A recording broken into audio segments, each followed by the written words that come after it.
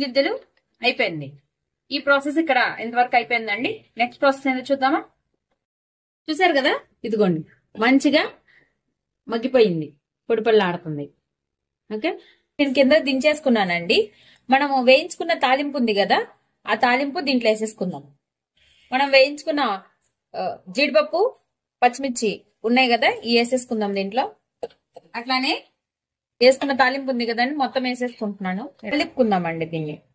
ఉప్పు అన్ని వేసేసానండి ముందే. చూసారు కదా, మంచిగా ఇట్లా కలుపుకున్నానండి నేను. అయితే నిమ్మకాయ పిండాలంటే మాత్రం ఫుల్ గా కంప్లీట్ గా ఆరిపోవాలండి. ఆరిన తర్వాతే నిమ్మకాయ వేసుకోవాలి, లేకపోతే కండ్రు వస్తుంది. దీన్ని ఆరబెట్టుకుందాం. కొంచెం కొత్తిమీర వేస్తున్నానండి. ఇది ఆప్షనల్ అండి, కావాలంటే వేసుకోవచ్చు, లేకపోతే లేదు. దాదాపుగా కొంతమంది వెయ్యరు. నాకు ఒకసారి వేస్తే టేస్ట్ నచ్చింది, అందుకే నేను వేస్తున్నాను కొత్తిమీర.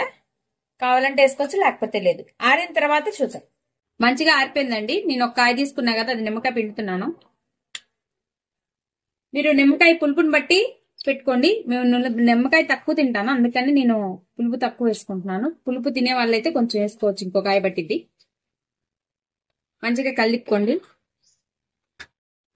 చూసారు కదా, ఎమ్మి కలుపుతుంటేనే కమ్మటి వాసన వస్తుందండి. అంతేనండి, నిమ్మకాయ పిండి పులిహార రెడీ అయిపోయింది. ఈ వీడియో కనుక మీకు నచ్చినట్టయితే ప్లీజ్ లైక్ చేసి, షేర్ చేసి, సబ్స్క్రైబ్ చేసుకోండి.